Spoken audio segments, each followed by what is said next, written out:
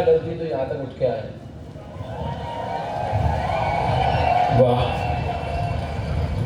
भाई, मेरे ये जो पीछे जितने कैमरे वाले हैं, अगर मेरे को आपकी लीगल कॉन्ट्रैक्ट है, अगर आप फेसबुक या मुरली जी पवार ने उससे पहले से मेरे बड़े भाई हैं, जंग की हमने दर्ज। हाँ पहले आप ये हटाओ, उसको घुमा दो कैमरे से, जो भी जिसका स्थायी कुछ नहीं है, सच्चाई ये है। चंदेल के सामने आज स्वर्गीय राजकुमार राज जी बैतूल से, शरद जायसवाल जी कटनी से, पंकज जोशी भोपाल से, ऐसी नामचीन हस्तियां कविगण आज के इस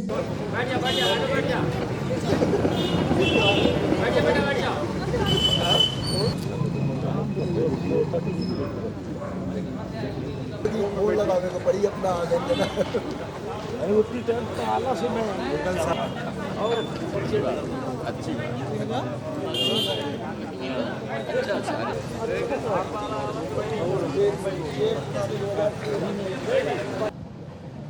तो मैं हमारे जो अतिथि स्वतंत्र रव अमृत मंत्र नव भारत में भर दे वरदे वीणा वादिनी वरदे। पुष्प अर्पित करके दीप प्रज्वलित कर माननीय अतिथियों द्वारा किया जा रहा है। त्रिभुवन प्रताप सिंह जी दीप प्रज्वलित करते हुए गण, उनसे भी अनुरोध है कि दीप प्रज्वलन में सहभागी हों। आज महात्मा गांधी की पुण्यतिथि है और हमारे उमरिया के कवि शंकर बर्मन को भी हम आज यहाँ याद कर रहे हैं। मैं अनुरोध करूँगा माल्यार्पण के लिए माँ सरस्वती को, महात्मा गांधी को और शंकर बर्मन कलरिया को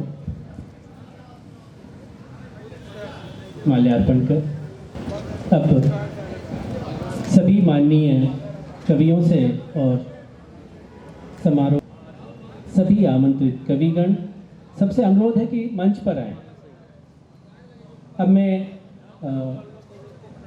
कवि सम्मेलन के आगे के विधिवत संचालन के लिए वातायन के सचिव अनिल मिश्रा को आमंत्रित करता हूं कि वे आएं और आगे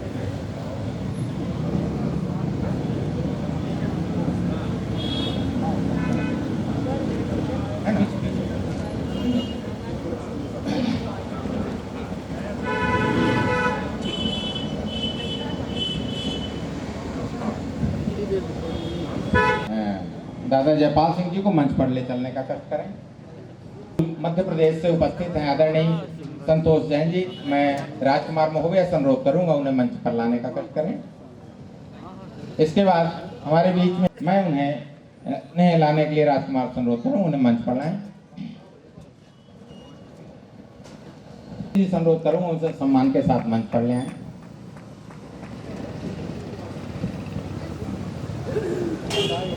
कटनी से शरद जायसवाल जी हैं। मैं राकेश सोनी से सिराज कुरैशी जी हैं। मैं राज लखन चौहान जी से अनुरोध करूंगा कि उन्हें मंच पर ले आएं। इसी क्रम में हमारे बीच भोपाल से नीतीश कुमार नैस जी हैं। मैं शिवानंद जी से अनुरोध करूंगा उन्हें मंच पर। बीच में बाबा और एक बहुत प्यारी सी रचना आप लोग सुनते होंगे बाबू जी करके, जिनके रचयिता उनके रचनाकार जो हैं हमारे बीच में संजय सिंह जी हैं।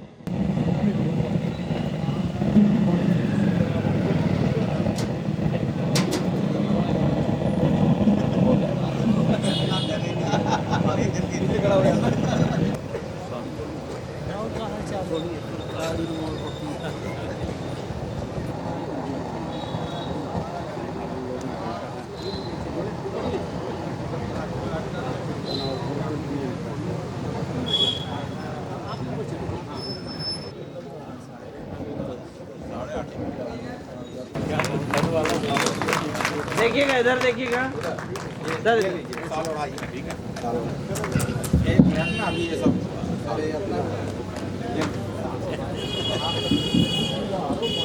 याद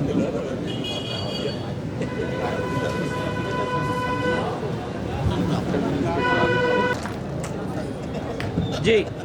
इसके बाद करें।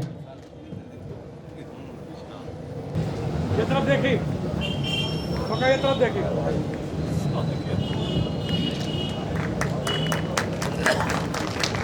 इस तरफ देखिए। शॉल पहना दीजिए। शॉल पहनाने के बाद जी देखिएगा।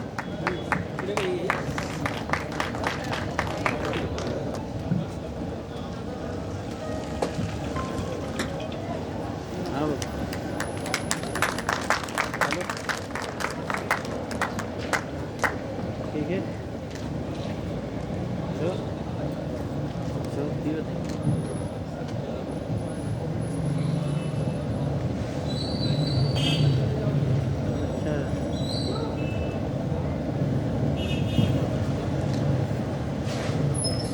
संपत नामदेव और भूपेन जी से मैं कटनी से पधारे हास्य बैंकर धनी आदरणीय शरद जायसवाल जी हैं, उनका सम्मान करेंगे। देखेंगे सर, पास आइए जी।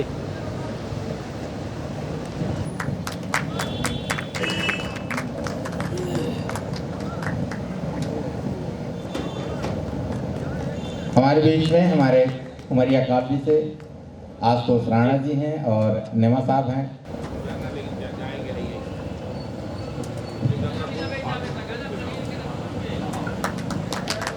शॉल पहना दीजिए। शॉल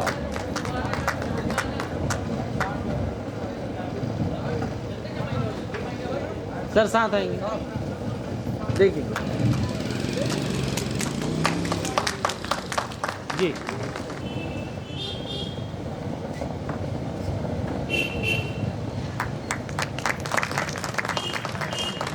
हमारे बीच में हंस वाहिनी के प्राचार्य आरपी राय जी उल्टा हैं। कीजिए, उल्टा कीजिए। मैं उन्हें यहाँ मंच पर बुला रहा हूँ कि हमारे बीच बैतूल देखिएगा, सामने से देखिएगा। राजकुमार राज जी हैं और मैं साथ में हमारी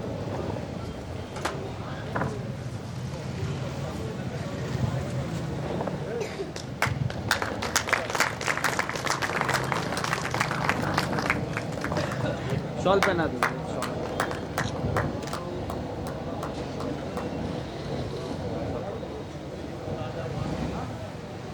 जी देखिएगा सभी सामने जी।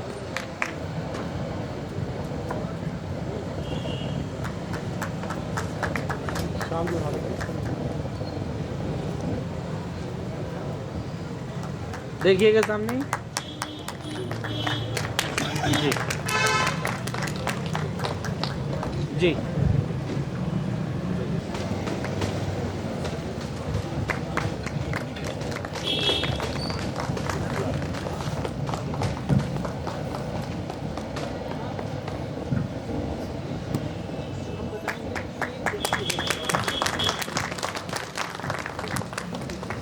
जी आगे शॉल पहना दीजिए, पहले शॉल पहना दीजिए। आइए राकेश शर्मा जी आ गए हैं, आपका बहुत बहुत स्वागत।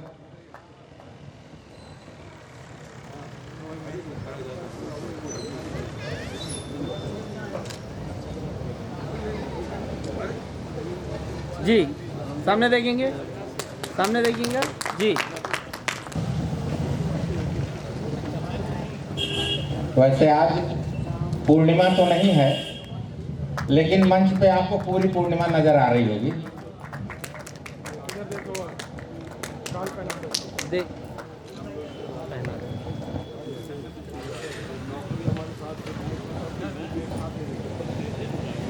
जी देखिएगा। इसके बाद में रंजना गौतम हमारे बीच में, आपको भी आ रही हैं। आ जाओ एक मिनट।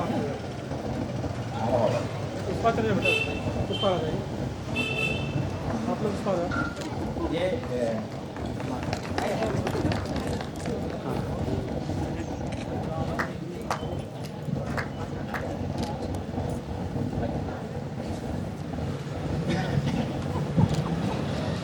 चलिए देखिएगा सामने सभी।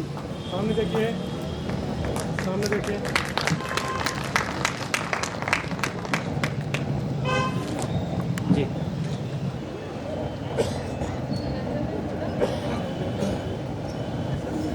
इसके बाद हमारे बीच में हमारे वरिष्ठ रचनाकार शेख धीरज जी हैं, आपको मंच पर आमंत्रित करूँगा और उनके सम्मान के लिए मैं यहाँ पर अजय सिंह जी और साथ में आरपी राय जी हैं, आपको एक बार पुनः कष्ट दूंगा।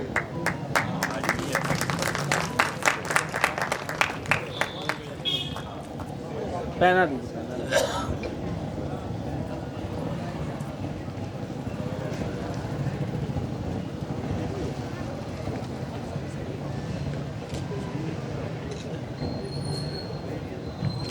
जी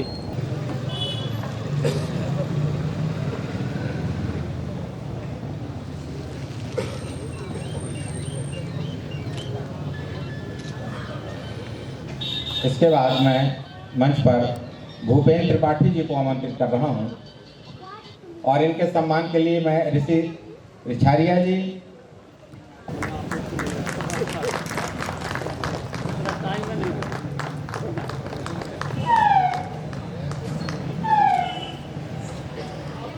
जी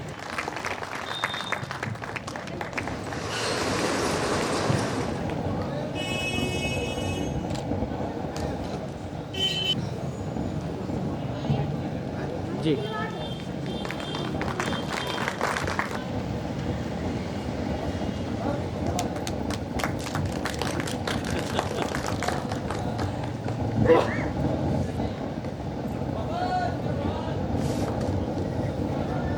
इसके बाद मैं शंभू सोनी जी को यहाँ मंच पर आमंत्रित करूंगा और आपके सम्मान के लिए हमारे बीच में विमल खरे जी हैं, आपको और उस्मान बाबू को मैं यहाँ बुलाऊंगा एक बार पुनः मंच पर।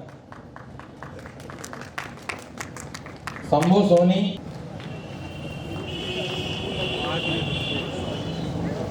इसके बाद में भाई राजकुमार तैयार रहेंगे और मैं इनके सम्मान के लिए हमारे बीच में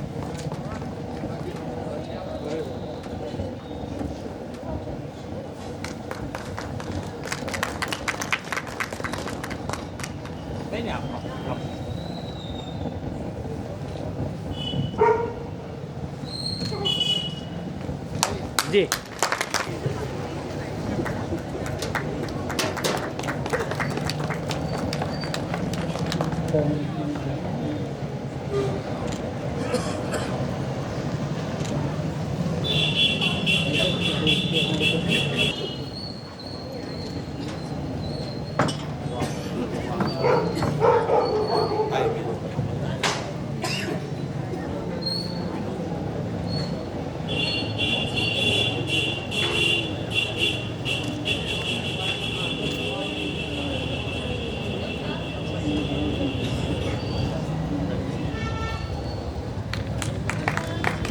सामने देखो किनारे में जी बिल्कुल।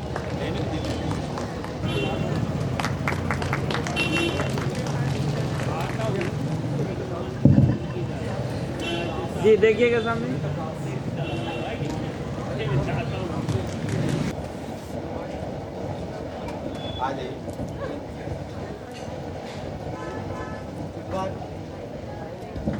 जोरदार तालियों के साथ आदरणीय का आदरणीय स्वागत सम्मान।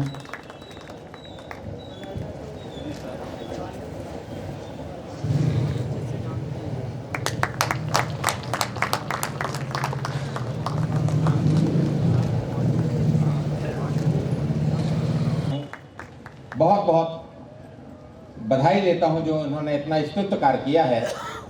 और अब इस पुस्तक का विमोचन होगा तो हमारे कुछ अतिथि लोग भी हैं, हमारे स्थानीय का भी है, एक दो लोग आ जाएं, उमरिया का भी प्रतिनिधित्व हो जाए, खड़े हो जाए। ये मैं कोई रैपर में नहीं लगाया, कुछ नहीं किया, मैंने फूल से ढक दिया है उसे।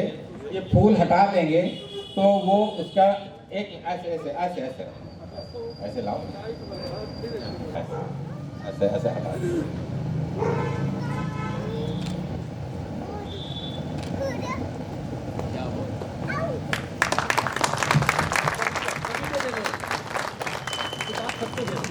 सबको दे दो।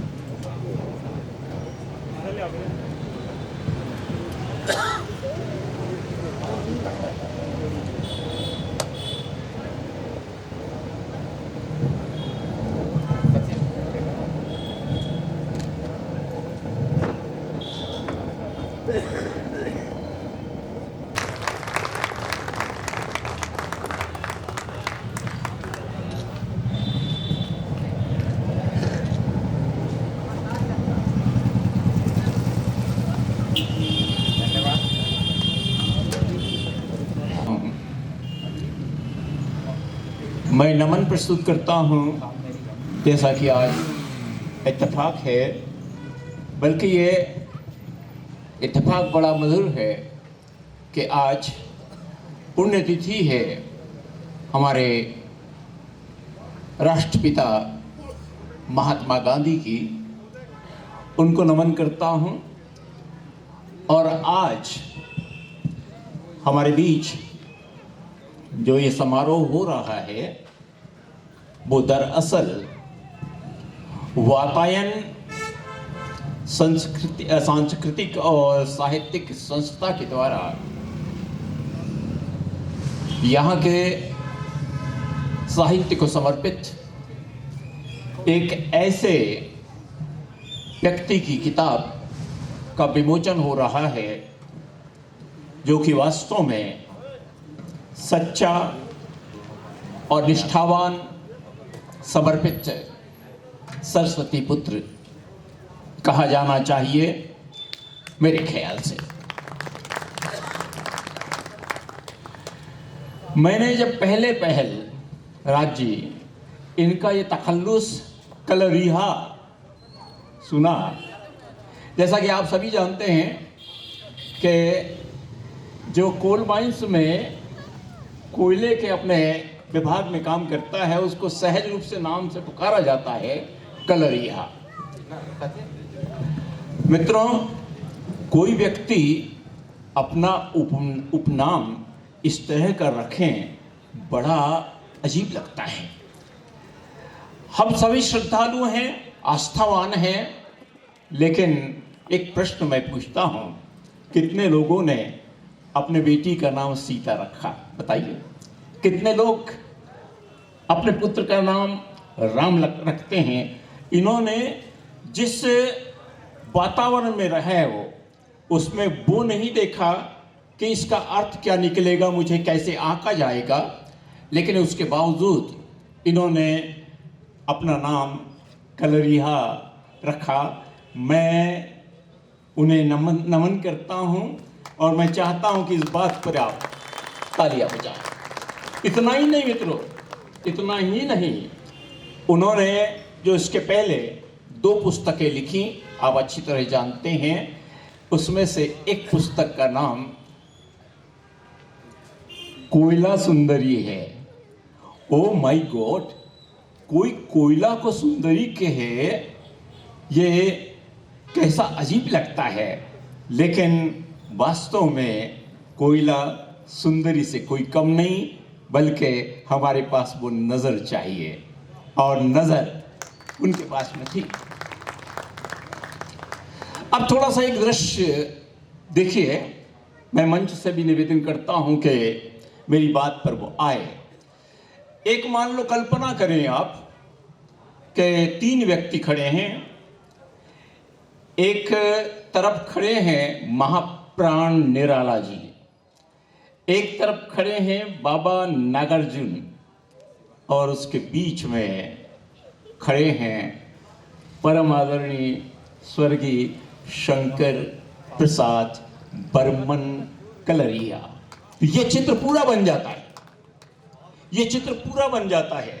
और साथ ही मैं एक चीज और जोड़ना चाहता हूं कि वो जो कलरिया है मेरे चित्र में, उनके एक हाथ में कोयले का इतना बड़ा पत्थर है और दूसरे हाथ में एक ऐसा कलम है जो कि सुनहरा कलम है। तो मैं ऐसे व्यक्ति को बहुत बहुत नमन प्रस्तुत करता हूँ। एक चीज़ और इसी संदर्भ में कहना चाहता हूँ। यहाँ हमारा बेटा सचिन है, सचिन को मैं बुलाना चाहूँगा, आप कृपया मंच पे आएं।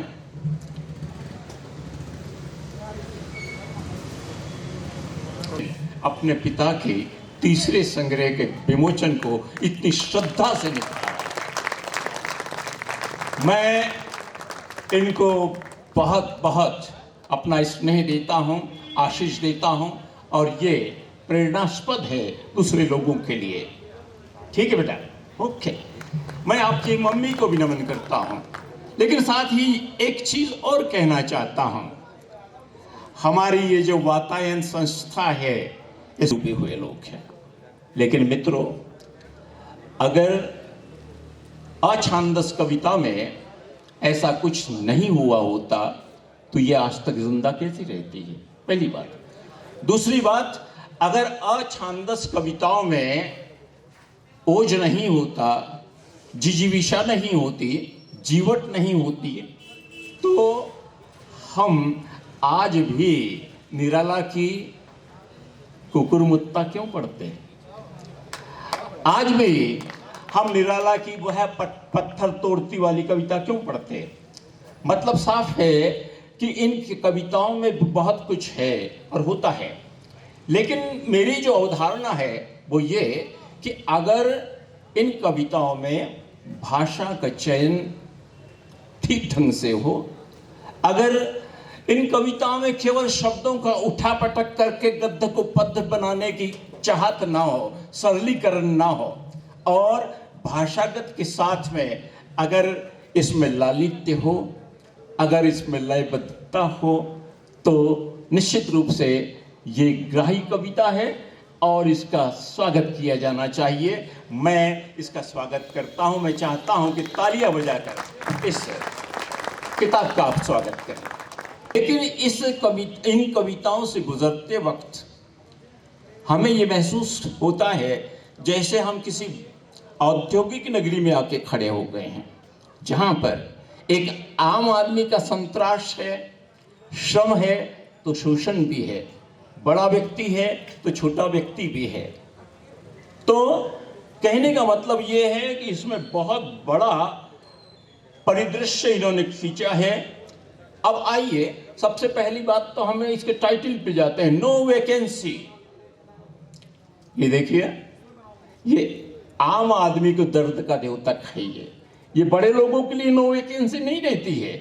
मतलब साफ है कि इसमें आम सर्वहारा सामान्य व्यक्ति की बात कही गई है नो वैकेंसी में। और साथ ही यहाँ पे मैं बताना चाहता हूँ, प्रतिपादित करना चाहता हूँ कि जिसने अपने किताब का शीर्षक नो वैकेंसी रखा, इसका मतलब ये है कि उसके पास में भाषागत उदारता कितनी ज्यादा है और वो बोलचाल की भाषा में लिखना चाहता है।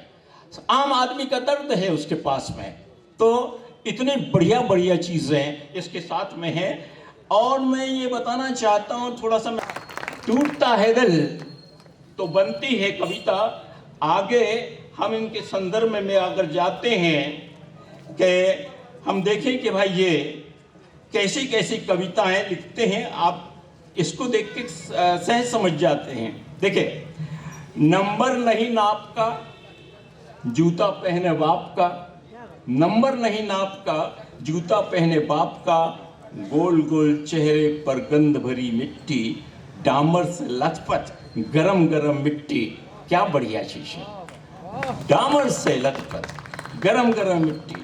आगे देखिए, वो ये कहते हैं कि झंडे की डोरी पकड़कर झंडा फहराने वालों, झंडे की डोरी पकड़कर झंडा फहराने वालों, कभी देख लिया करो कहीं हिल तो नहीं रहा ये खंबा जिस पर टिका है तिरंगा। आहा, यहीं पर बात आती है कि व्यक्ति की कितनी व्यापक दृष्टि है और कितना जमीन से जुड़ा हुआ वो शायर है और कवि है। आगे देखिए कि बड़ी मुद्दे की बात उन्होंने लिखी है। वो लिखा है कि जिस दिन समाप्त हो जाएगा मुद्दा, चौपट हो जाएगा हमारा धंधा। ये हर राजनीति वाला सोचता है, इसलिए मुद्दों को, समस्याओं को जिंदा रखता है। उसको मालूम है कि हमारी रोटी ऐसे ही हम सेकेंगे। ये बात भी इस संग्रह में उन्होंने रखी है। अब ये अंतर देखिए कि उन्होंने मजदूर का और लिपिक का किस तरह से वर्णन किया है। अंतर है कलम और हथौड़े का, मस्तिष्क और शरीर का। क्या बढ़िया बात, कलम हथौड़ा मस्तिष्क और शरीर। कहने का आशय यह है मित्रों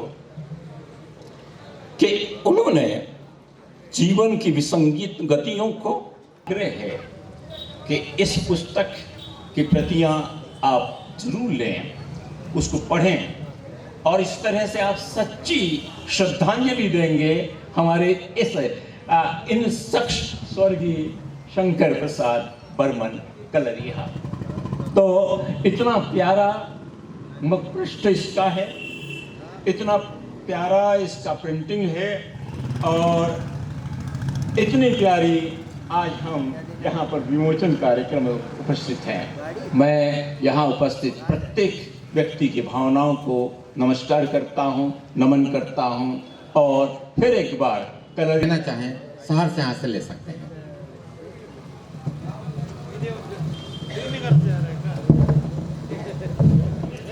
सम्मानीय उमरिया नगर के नगरवासियों, मंच पर आसीन सभी कविगण, सम्मानीय कविगण और वातायन संस्था के सभी पदाधिकारी, शंकर बर्मन, हालांकि मैं उनकी कविताएं अभी पढ़ा नहीं हूँ, अभी जस्ट पहली बार पुस्तक देखा, लेकिन शंकर बर्मन के व्यक्तित्व और उनकी रचनात्मक प्रतिभा से मैं वाकिफ था, क्योंकि वो हमारे बचपन के मित्र हैं।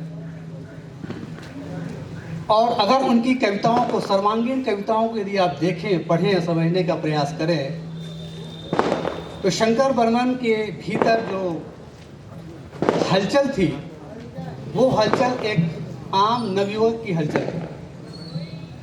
प्रायः वो अपने कविताओं और रचनाओं के माध्यम से आसपास के परिवेश में घट रही घटनाओं के प्रति अति संवेदनशील होते थे। जो दिक्कतें महसूस करते थे अपने कोल माइंस के जॉब में रहते हुए, समाज में रहते हुए और पारिवारिक परिवार में रहते हुए, बहुत सारी विसंगतियाँ, बहुत सारे अच्छे बुरे अनुभव। एक बार तो उन्होंने नौकरी ही छोड़ दी थी, गैप ले लिए, 2 महीने तक वो नौकरी में गए ही नहीं। उसके पीछे कारण सिर्फ ये था कि वो जो चाह रहे हैं वो उस नौकरी पे संभव नहीं हो पा रहा। अक्सर होता है एक रचनाकार किसी भी डिसिप्लिन में बंधकर चलना पसंद नहीं करता, और ये पीड़ा, ये बाधाएं उनके व्यक्तित्व में, उनके कृतित्व में झलक रहा था। और बाद में महसूस किया, चर्चाओं के दरमियान उन्होंने महसूस किया कि नहीं, जीवन के लिए व्यवसाय या नौकरी भी ज़रूरी है पोषण के लिए, तो फिर वो नौकरी में ज्वाइन की, इस समझ के साथ कि इसके साथ ही हमें रचनात्मक कर्म को आगे बढ़ाते रहना है, और उन्होंने वो काम किया।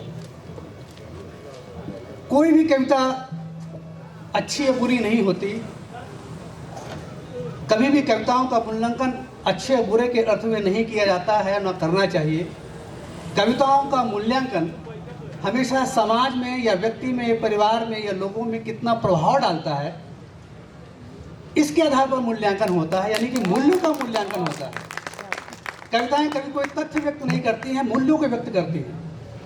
किसी की नज़र में सही या गलत हो सकता है, पर निरपेक्ष रूप से सही गलत नहीं हो सकता। शंकर बर्मन अपने भीतर की जिजीविषा, अपने संघर्ष, अपनी समझ, अपनी शिक्षा इत्यादि के माध्यम से, चित्रों के माध्यम से चित्र भी करते थे और कविताओं के माध्यम से रचा करते थे, अपनी बात रखा करते थे। असामयिक निधन हुआ, ये एक क्षति थी हमारे इस उमरिया के लिए। अगर वो जीवित होते तो अपनी रचनात्मक प्रतिभा को शायद और आगे बढ़ा के ले जाते, लेकिन नहीं हो सका। आज ये मौका है, हम उन्हें उनकी स्मृति में याद रखें और प्रेरणा लें कि कैसे हम विपरीत परिस्थितियों में रहकर भी रचनात्मक कर्म को कैसे आगे बढ़ाएं। कविता केवल समाज का दर्पण नहीं होता, व्यक्ति का दर्पण नहीं होता। वो कविता या कोई भी कला या साहित्य दर्पण के साथ साथ परावर्तन भी होता है। जैसे प्रिज्म में आप प्रकाश डालते हैं तो परावर्तित होता है, हमारी रचनाएं समाज में जाकर परावर्तित होती हैं, चेतना का रूपांतरण होता है। और इस आधार पर कविता की समझ हमारी केवल दर्पण नहीं है, परावर्तन भी है। अगर इस नज़रिए से हम किसी भी साहित्यिक रचना को समझें और देखें तो आपको शंकर बर्मन की कविताओं में ये चीज़ नज़र आएगी। और मैं महसूस करता हूँ कि अगर वो होते तो शायद अपनी रचनात्मक प्रतिभा को आगे बढ़ाते, हम सबके लिए प्रेरणा का स्रोत बनते, कुछ और अधिक उम्दा किस्म की रचनाएं हमारे सामने आती और हम सब लाभान्वित होते उनके रचनात्मक प्रतिभा से। धन्यवाद। धन्यवाद। अभी हमारे समक्ष आज के कार्यक्रम के मुख्य अतिथि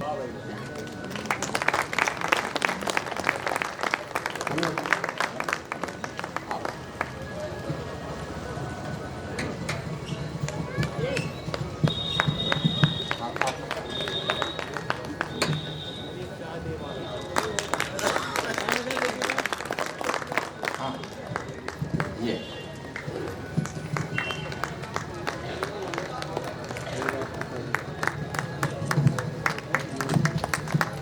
और विधिवत अब कार्यक्रम प्रारंभ होने जा रहा है। ये आंखों में फिर से वही रवानी चाहिए। दुनिया की हर चीज संभव हो सकती है, बस मां शारदा की मेहरबानी चाहिए। आज के कार्यक्रम के सम्मानीय मुख्य अतिथि महोदय, आज के कार्यक्रम की अध्यक्षता कर रहे संतोष जैन साहब, मेरे सभी कवि मित्र और इस उमरिया शहर के सभी शानदार सुधी श्रोतागण, बड़ी खुशी का अवसर है। आज हम उस शख्सियत की पुस्तक का विमोचन यहाँ पर किया हम लोगों ने, जिस शख्सियत ने पूरी अपनी जिंदगी साहित्य के नाम कुर्बान कर दी, हिंदी भाषा के प्रति कुर्बान कर दी और जनवादी कविताओं के प्रति कुर्बान कर दी। मैं भाई सचिन और बहन शिवानी दोनों को बहुत बहुत बधाई देना चाहता हूं कि उन्होंने इस कार्य को बखूबी अंजाम दिया।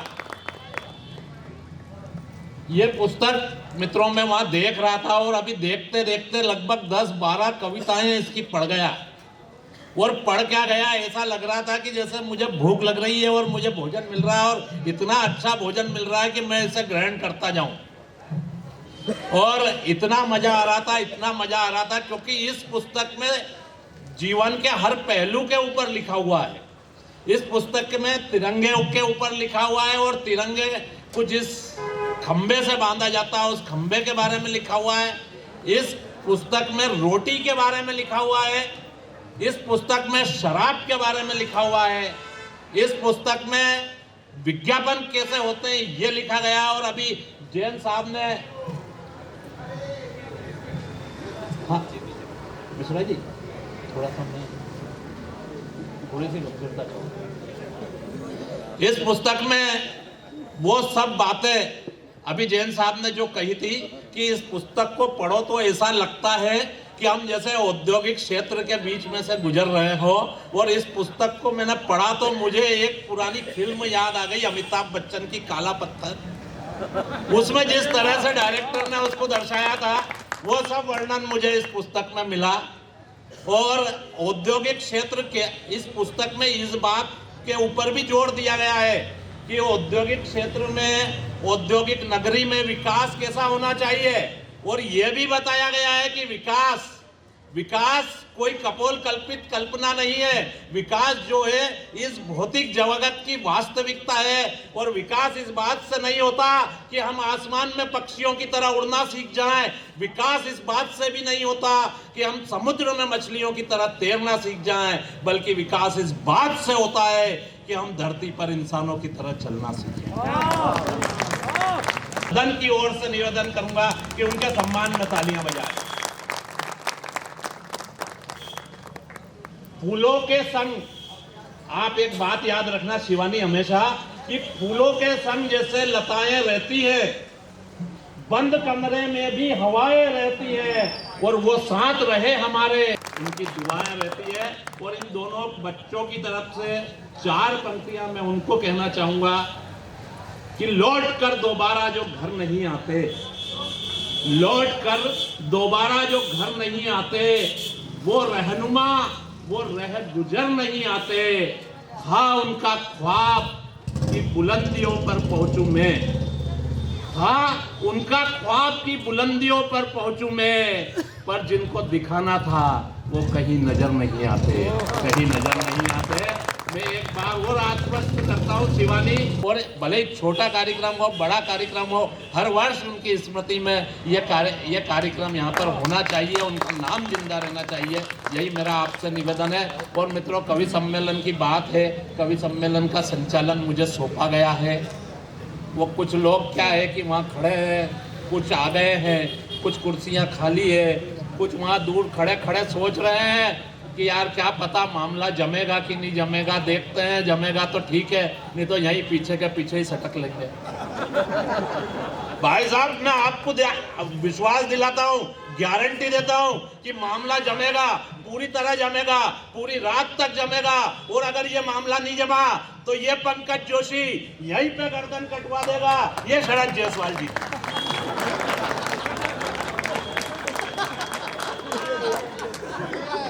इसलिए आपको कोई टेंशन वेंशन लेने की जरूरत नहीं यार,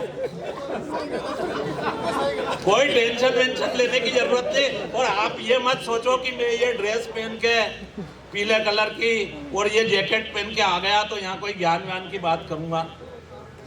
मैं बिल्कुल ज्ञान व्यान की बात नहीं करूंगा।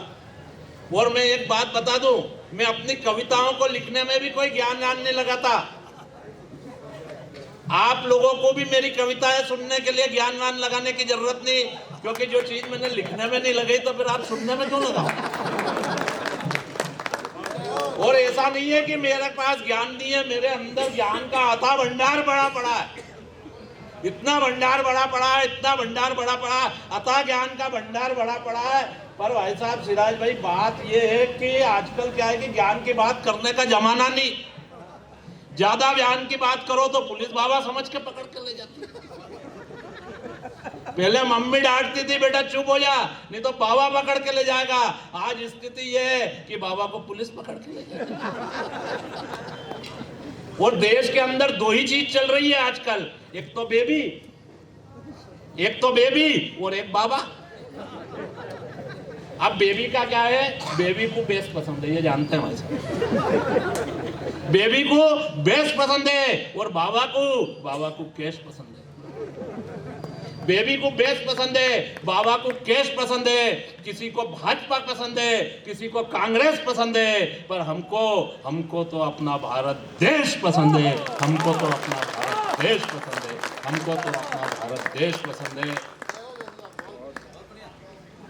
और आइए मित्रों, इस कार्यक्रम की शुरुआत करते हैं।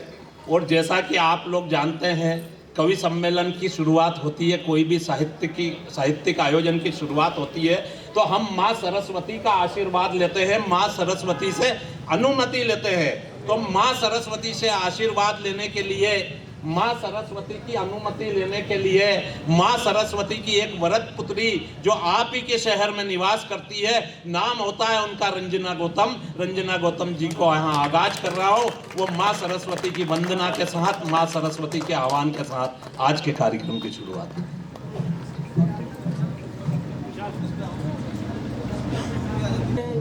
एक सरस्वती वंदना आदरणीय पुष्पा गुप्ता प्रांजलि जी की सरस्वती वंदना साधा प्रस्तुत करने की इजाजत चाहती हूँ। पूर्वक नमन।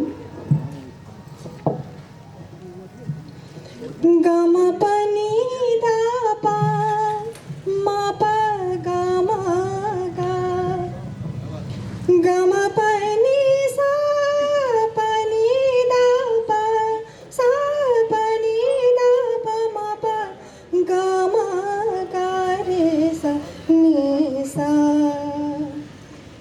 माँ शारदे सुखवंदिता, माँ शारदे सुरवंदिता, श्वेतांबरास हंसासना, हे चंद्रवदना भारती, सुन दीन की अभ्यर्थना। माँ शारदे सुरवंदिता, श्वेतांबरा हंसासना, हे चंद्रवदना भारती, सुन दीन की अभ्यर्थना। माँ शारदे, माँ शारदे। अज्ञान में जकड़े हुए हम, ज्ञान का भंडार तुम। अज्ञान में जकड़े हुए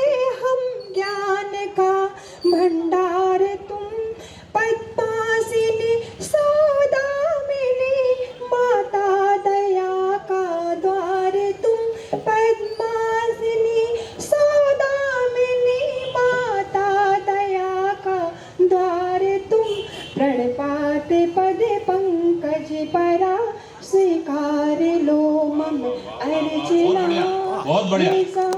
बदना भारती सुन दीन की अभ्यर्थना हे चंद्र बदना भारती सुन दीन की अभ्यर्थना माँ शारदे माँ शारदे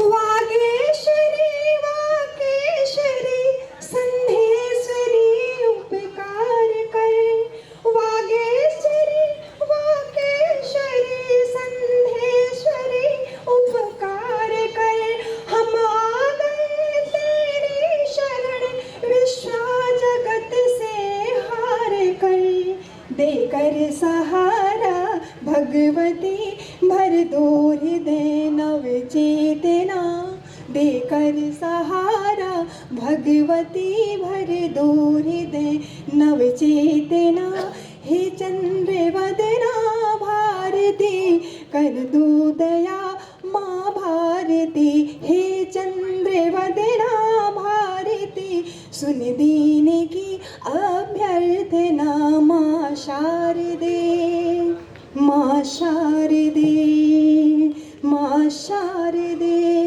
माँ शारदे।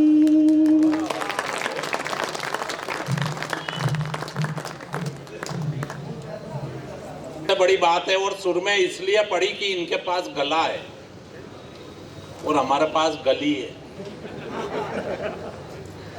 माँ इसने 16 पंक्तियों की माँ शारदा की वंदना पढ़ी, आप लोगों ने सुन ली, तालियां बहुत कम आई।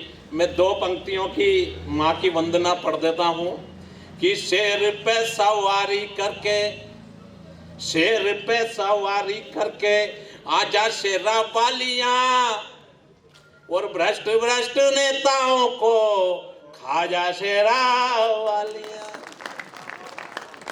आप लोग 2 पंक्ति में जागृत हो गए, आपकी जागृति को प्रणाम। माँ की वंदना कर ली हमने, माँ को प्रणाम कर लिया। एक बार आप लोगों को प्रणाम कर लेता हूँ कि कुर्सी पे बैठे कुर्सीदारों को प्रणाम, दुकानों पे बैठे दुकानदारों को प्रणाम, हिंदुओं को प्रणाम, मुसलमानों को प्रणाम और सीमा पर देश की रक्षा कर रहे वीर जवानों को प्रणाम। ये कविगण यहाँ बहुत दूर दूर से आए हैं, ये बहुत कुछ फाकेंगे, इन फाकने वालों को प्रणाम। और उधर पीछे चुपके चुपके गली में खड़े होके कवित्रियों को ताकने वालों को प्रणाम। प्रणाम उन्हें जो तनकर बैठे हैं, प्रणाम उन्हें जो चिपक कर बैठे हैं, और प्रणाम उन्हें जो घर से तो कवि सम्मेलन का के निकले हैं पर किसी दूसरे के घर में जाकर बैठे हैं। आज मित्रों बात क्या है कि आपके यहाँ तो बहुत अच्छे सुनते हैं, बहुत अच्छी तरीके से आप सुन रहे हैं और मुझे ऐसा लगता है आखिरी तक भी आप बने रहेंगे, क्योंकि आज गुप्त नवरात्रि की 9वीं का दिन है और 9वीं के दिन पर हमारे अनिल मिश्रा साहब ने 9 कवियों को यहाँ पर बुलाया है। 9 कवि यानी 9 शेर, माता जी के शेर। आप लोग तो वैसे भी शेरों के शहर में ही रहते हो और ये जो 9 कवि आए ये भी आपको शेर सुनाएंगे। और इनके साथ साथ 2 देवियों को भी यहाँ बुलाया है, वो भी आपको शेर सुनाएगी। आपको सुनते रहना है, आपके मनोरंजन में कोई कमी नहीं आएगी, इस बात का मैं आपको विश्वास दिलाता हूँ। और बाकी के लिए फिर मैं हूँ। आप लोग इस तरह बैठे रहिए, आप जब तक बैठे रहेंगे तब तक ये लोग आपको सुनाएंगे। और आइए मित्रों, आज इस कार्यक्रम की आप विधिवत शुरुआत करते हैं और विधिवत शुरुआत करने के लिए आज के कवि सम्मेलन के ओपनिंग बैट्समैन आप समझते हैं ना, ओपनिंग बैट्समैन। अब ओपनिंग बैट्समैन का क्या है, ओपनिंग बैट्समैन चल जाए तो सचिन और नहीं चले तो अजरुद्दीन। और साहब ओपनिंग बैट्समैन की संज्ञा तो ठीक है, लेकिन क्या होता है कि जो पहला कवि होता है कवि सम्मेलन का, वो तय कर देता है कि ये कवि सम्मेलन कितनी देर तक चलेगा और अगले साल इस मंच पे कवि सम्मेलन होगा कि नहीं होगा। और जो ओपनिंग बैट्समैन होता है, पहला कवि होता है कवि सम्मेलन का, वो क्या होता है कि भट्टी की जलेबी होता है। जब हलवाई जलेबी बनाता है तो पहली जलेबी जो निकलती है उसको आग में झोंक देता है, और इसलिए नहीं झोंकता है कि वो जलेबी आग के अंदर जल जाए, जबकि बल्कि इसलिए झोंकता है कि उस जलेबी से अन्य जलेबियों में बरकत रहती है, वो बरकत का काम करता है। तो ऐसा पहला कवि जो 2 in 1 कवि है, वो दिखता समोसे की तरह है, लेकिन मजा आपको जलेबी का देगा। एक बात, आप लोग उसकी सूरत पे मत जाना, आप उसके शब्दों पे जाना। वो 2 in 1 कवि है। वो लता का मंगेशकर का गाना मोहम्मद रफी की आवाज में गा सकता है, मोहम्मद रफी का गाना लता मंगेशकर की आवाज में गा सकता है, और यदि समय आ जाए तो दोनों को एक ही सुर में गा सकता है। देश की बात करता है, वीर रस की बात करता है, ओज की बात करता है। और उत्तर प्रदेश का एक शहर है मैनपुरी से हमारे बीच पधारे हैं संजू सूर्यम ठाकुर। मैं उनको यहाँ पर आमंत्रित कर रहा हूँ, जोरदार तालियों के साथ उनका स्वागत कीजिए।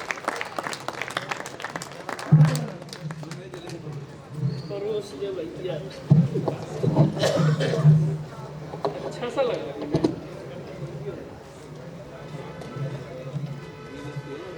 प्रमुख को मैं बहुत ज़्यादा प्रणाम करता हूँ, बड़ा अच्छा। और बहन शिवानी और भाई सचिन का मैं आभार व्यक्त करता हूँ, बहुत अच्छा काम किया है। ज़्यादा भूमिका नहीं बनाता हूँ, मेरा अपना स्वभाव है, सीधा सीधा मैं कविता से जोड़ता हूँ। स्वागत है। मैं 4 पंक्तियों में बात करता हूँ। केवल आपका मन चाहता हूँ, आप थोड़ा सा मन से सुनेंगे। भाई साहब आप सभी बैठ जाए एक बार। और माँ और मातृभूमि, उसके लिए बात करूंगा। 4 पंक्तियां सबसे पहले मैं अपना जो मेरा बिल्कुल नई लिखी है, आज ही लिखी चलते समय, तो मैं वो पेश करता हूं।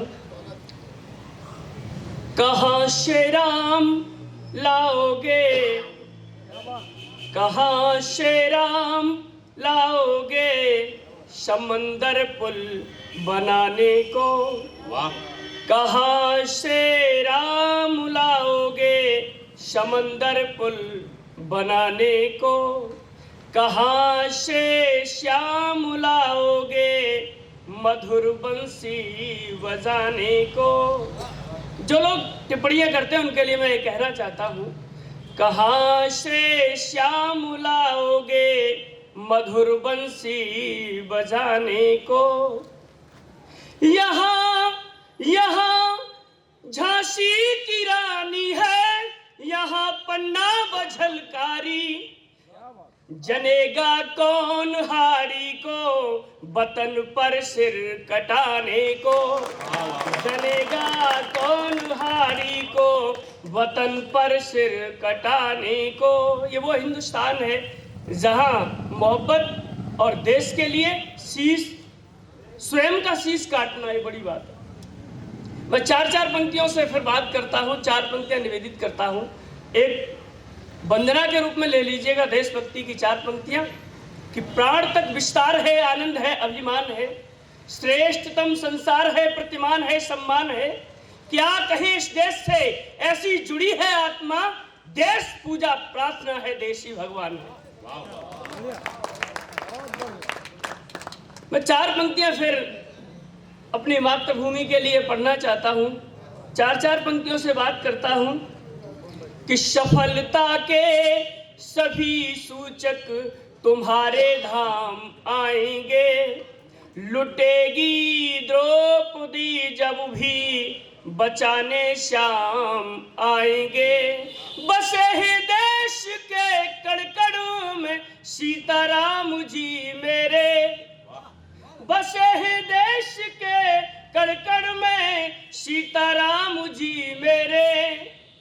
बढ़ेंगे देश में रावण मिटाने राम आएंगे, बढ़ेंगे देश में रावण मिटाने राम आएंगे। माँ के लिए 4 पंक्तियां निवेदित करता हूं, आप जुड़े रहिएगा कि हमारे खून में सारी ग़िज़ाएं माँ की होती हैं, हमारे खून में सारी ग़िज़ाएं माँ की होती हैं, हमारे खून में सारी ग़िज़ाएं माँ की होती हैं।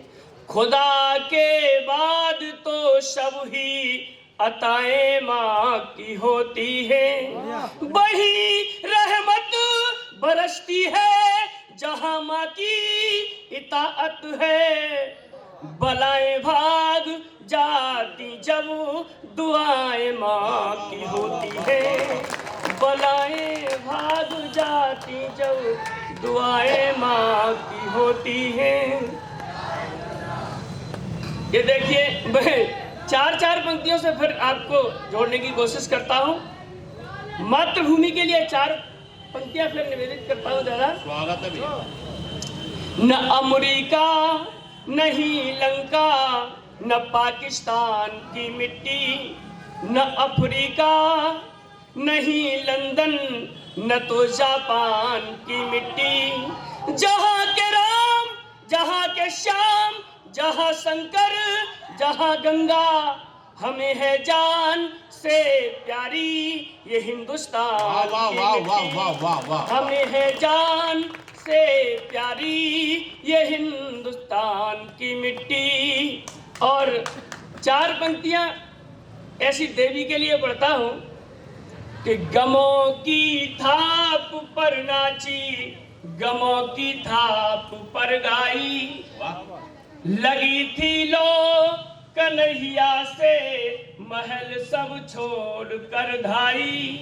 कभी साधु की टोली में सितारा लेके गाती थी, वो मीरा थी दीवानी थी चरण रजराम के पाई। वो मीरा थी दीवानी थी चरण के पाई। एक छंद और पढ़ता हूं कि तुलसी के राम और हुलसी के राम जी हैं, वीर बजरंग जी के प्यारे सीताराम जी। भरत के राम और लखन के राम जी हैं, कैकेयी कौशल्या के दुलारे सीताराम जी। तो दिल्ली हो अयोध्या चाहे मुंबई और पटना, कोने कोने देश के पधारे सीताराम जी। और जाति धर्म मजहब सबसे बड़ा है नाम, सारी दुनिया से है न्यारे सीताराम जी। ये हमारे, मैं एक अपनी जो रचना है उससे आप लोगों को जोड़ता हूं। भगत सिंह की फांसी पर मैंने एक रचना लिखी, स्वागत है उससे जोड़ता हूं और उसके बाद अपना काव्य पाठ का विराम करूंगा। जुड़िएगा, थोड़ा सा मन दीजिएगा। कि माँ के सीने पर जब दुश्मन चोट करारी करता है, बार बार धोखे से आकर गोला बारूद धरता है, जिसने माँ का दूध पिया वो दूध खोलने लगता है, उसके अंतर मन में आकर राम बोलने लगता है। उठो धरा के वीर सपूतो, अपना शौर्य दिखाओ तुम, बैरी के घर में घुसकर हाहाकार मचाओ तुम। वो कौन सिकंदर सेल्यूकस भारत से टकराएगा? देख देख पौरुष का पौरुष, उसका मन चकराएगा। खाली हाथों जाना होगा भारत भूमि निराली से, कौन विदेशी टकराएगा खप्पर वाली काली से? कौन विदेशी टकराएगा खप्पर वाली काली से? कौन विदेशी टकराएगा खप्पर वाली काली से? जब चक्र सुदर्शन चलता है, शिषपाल न बचने पाता है। लाखों यत्न करे कालों का काल न बचने पाता है। लाखों यत्न करे कालों का काल न बचने पाता है। जब जब जब जब त्रिशूल की तीखी नोकें बरछी भाला बन जाती है, ब्रह्मांड कांपने लगता है, मुंडों की माला बन जाती है। ब्रह्मांड कांपने लगता है, मुंडों की माला बन जाती है। जने प्रतापी सूर्य शिरोमण इस भारत की माटी ने, लौह पुरुष चैतन्य श्रेष्ठ जन्मे हिंदू परिपाटी ने, इसकी गौरव गाथा के इतिहास निराले देखे हैं।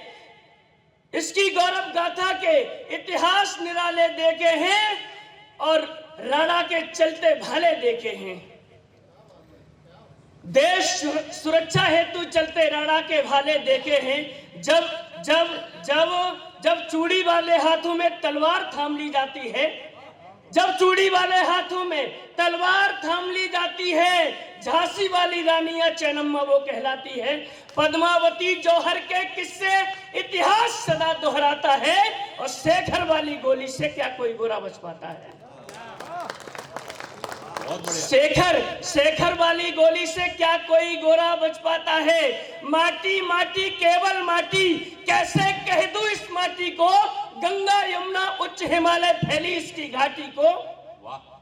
गंगा यमुना उच्च हिमालय फैली इसकी घाटी को। बहुत लंबी मेरी ये कविता है, मैं सीधा भगत सिंह से जोड़ता हूं।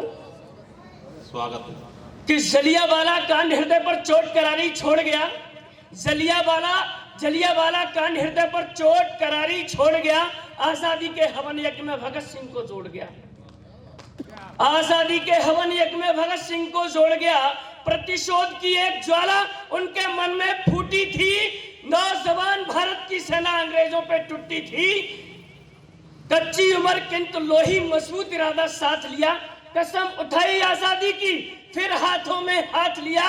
उनका ये इरादा परवान चढ़ा, चट्टानी सीना दहक उठा। उनका ये इरादा परवान चढ़ा, चट्टानी सीना दहक उठा। आजादी के हवन यज्ञ का वो फूल चंदा महक उठा।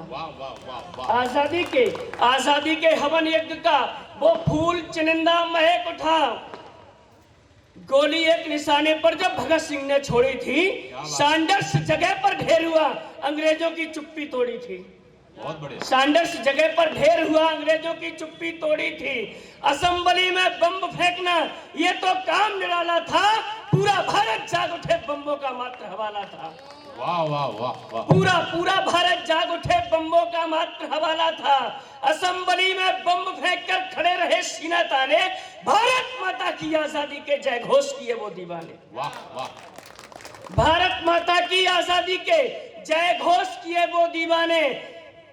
असेंबली में हथकड़ियों को अपने हाथों पहना था, आजादी के हवन यज्ञ का ये एक महत्वपूर्ण गहना था। बहुत बढ़िया। आजादी के हवन यज्ञ का एक सुंदर गहना था।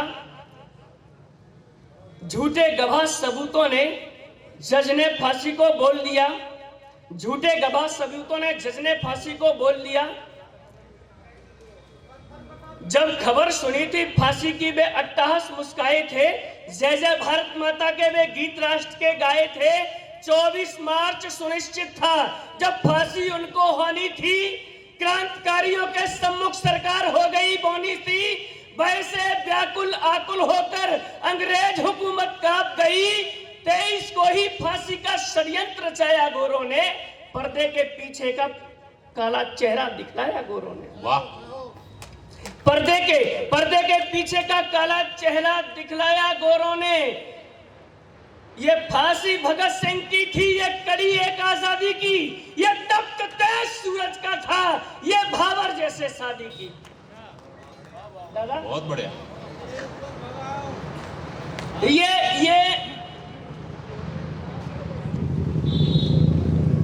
एक बार थोड़ा सा हौसला बढ़ा दीजिएगा, थोड़ा शांति सी हो रही है। ये फांसी भगत सिंह की थी, ये कड़ी एक आजादी की, ये तप्त तेज सूरज का था, ये भावर जैसे शादी की, ये शंखनाद अंतिम पड़ाव का, ये रुद्र रूप शंकर का था, ये तांडव नृत्य लौकिक था, ये गर्जन एक भयंकर था। वाह वाह वाह वाह। फांसी पे चढ़ना कोई मामूली बात नहीं थी देश के लिए, फांसी पे चढ़ना। और मैं ये कहना चाहता हूं कि अगर भगत सिंह को फांसी नहीं हुई होती तो 100 साल बाद देश को आजादी मिलती। ये एक बहुत ये फांसी भगत सिंह की थी, ये कड़ी एक आजादी की, ये तप्त तेज सूरज का था, ये भावर जैसे शादी की, ये शंखनाद अंतिम पड़ाव का, ये रुद्र रूप शंकर का था, ये तांडव नृत्य लौकिक था, ये गर्जन एक भयंकर था। माँ ने दुल्हन को देखा था, माँ ने दुल्हन को देखा था, सूरत अति भोली भाली थी, कहती थी शादी कर ले माँ, जिद माँ ने ऐसी पाली थी। फिर माँ से भगत सिंह बोले, मैं दुल्हन ऐसी लाऊंगा जिसको सारी दुनिया देखेगी, ये स्वतंत्रता की दुल्हन होगी, ये स्वतंत्रता की दुल्हन है, ये सबका मन हरने वाली, संपूर्ण व्यवस्था अपनी हो ऐसे सवाल करने वाली। वाह वाह वाह, संपूर्ण व्यवस्था अपनी हो ऐसे सवाल करने वाली। ये फांसी भगत सिंह की थी, ये कड़ी एक आजादी की, ये तप्त तेज सूरज का था, ये भावर जैसे शादी की। फांसी से पहले तौला तो वजन बढ़ गया भाई का, अक्सर कर ऐसा होता नहीं है। फांसी से पहले तौला तो वजन बढ़ गया भाई का। ये सरदार सिंघनी का बेटा, ये वीर सिंघनी, फांसी से पहले तौला तो वजन बढ़ गया भाई का। ये सरदार सिंघनी का बेटा, ये वीर भारती माई का। फांसी के तख्ते पर पहुंचे, ब्रह्मांड समूचा डोल गया। चल पड़ी हवाएं तेज तेज, आकाश सलामी बोल गया। चल पड़ी हवाएं तेज तेज, आकाश सलामी बोल गया। चमकी चपला घन बीच बीच, आधी तूफान घनघोर चला। वह चला सिपाही स्वर्गलोक, उसका न किसी पर जोर चला। वाह वाह वाह वाह, वह चला सिपाही स्वर्गलोक, उसका न किसी पर जोर चला। सब देव खड़े थे पुष्प लिए, फूलों की वर्षा होती थी। आ गया स्वर्ग से पुष्पक विमान, वह दिव्य आत्मा की ज्योति थी। आ गया स्वर्ग से पुष्पक विमान, वो दिव्य आत्मा की ज्योति थी। मैं बहुत बड़ी, मेरी और भी लंबी कविता में यही शॉर्ट करता हूं, क्योंकि उतना मैं अंतिम में इसकी एक पंक्ति पढ़ दे रहा हूं। ये आ गया स्वर्ग से पुष्पक विमान, वो दिव्य आत्मा की ज्योति थी। आ गया स्वर्ग से पुष्पक विमान, वो दिव्य आत्मा की ज्योति थी। उड़ चला बाज ज्यों गगन और, पर आजादी के फैलाए संभावित स्वप्न हुए पूरे। आजादी के दिन तब आए, आंखों में चमक निराली थी, मन ही मन खुशहाली थी। मन फूल रहा था शक्त लिए, आ गई पास दिवाली थी। ब्रह्मा की फैली सृष्टि में, ब्रह्मा की फैली सृष्टि में व्यक्तित्व अलौकिक रचा गया। डूबी भारत की नैया को वो फांसी चढ़कर बचा गया। वाह वाह वाह वाह वाह, डूबी भारत की नैया को वो फांसी चढ़कर बचा गया। अगर आप चाहें तो केवल 2 मिनट और ले सकता हूं। डूबी भारत की नैया को वो फांसी चढ़कर बचा गया। जय हिंद, जय भारत। एक बार आप थोड़ा सा मनोबल बढ़ा दीजिएगा।